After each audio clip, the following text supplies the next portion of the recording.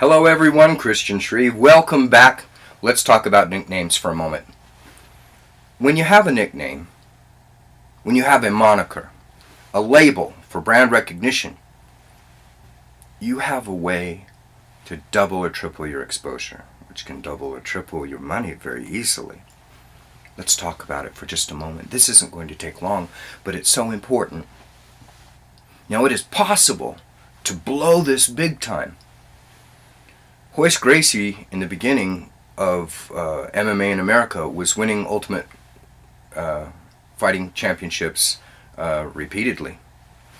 And he was becoming the brand recognition name for the Ultimate Fighting Championship movement. And someone gave him a nickname that exploded. And it was getting ready, on the ground level exploded. It was getting ready to burst throughout the world. He would have perhaps been the most famous athlete on the planet if it accepted it. They started calling him the Anaconda. And he rejected it. I'd say minimally it cost him $1 million US. Minimally, maybe 5, maybe 10. I don't know. But if you're creating a nickname, let's talk about what you need. First of all, you do need one. You do need one. Now, what do you want it to be? It's not what you feel good about that bolsters you. This is marketing. This is marketing. I was talking to a young fighter getting ready to turn professional recently, and we came up with one. Well, I came up with one, but I explained to him why, and he liked it. And what we covered was you want something that the press can play with. So you have a little checklist. I don't care if you write this down, play this back, write this down. If it doesn't have at least 2 meanings to it, it's out unless the rhyme is perfect. If it rhymes, that's fine. That's fine. James, the Alabama Slammer,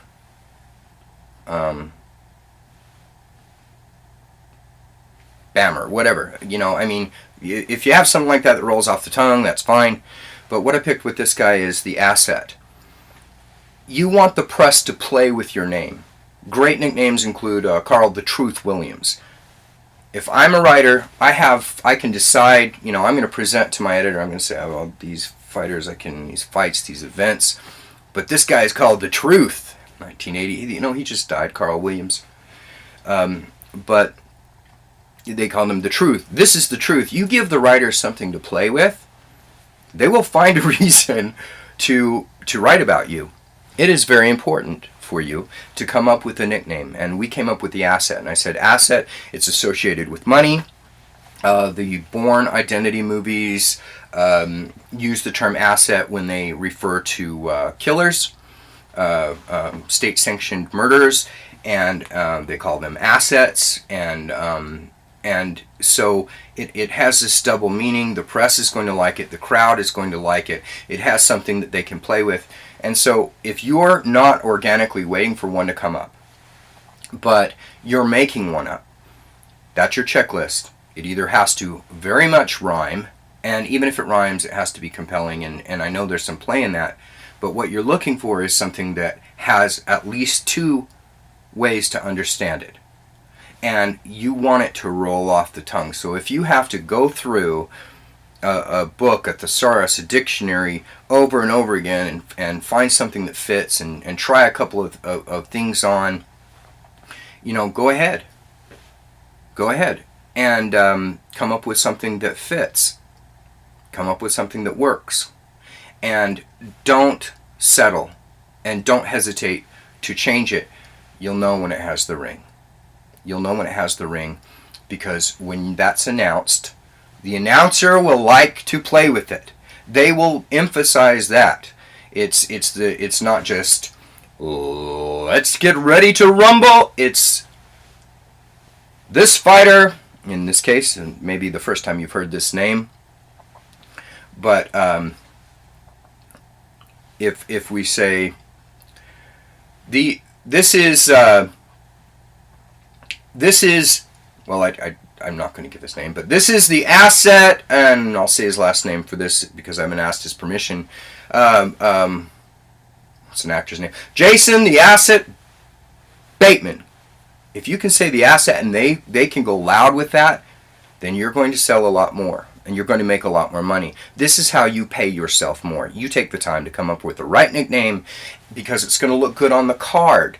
It's going to look good on the poster. If it has a compelling name, the casual fan, they're looking for, this is the killer, they're looking for this is the beast. This is the bomber. This is Iron something. They're looking for something where they can say, this name excites me enough to come see the card, and it's going to sound good off the announcer's name. It's going to sound good on the radio, and that's how you get your name recognition. That's how you get bought. That's how you get picked up. That's how you get marketed, and that's how you get paid. Christian Shreve, bestboxingbets.com.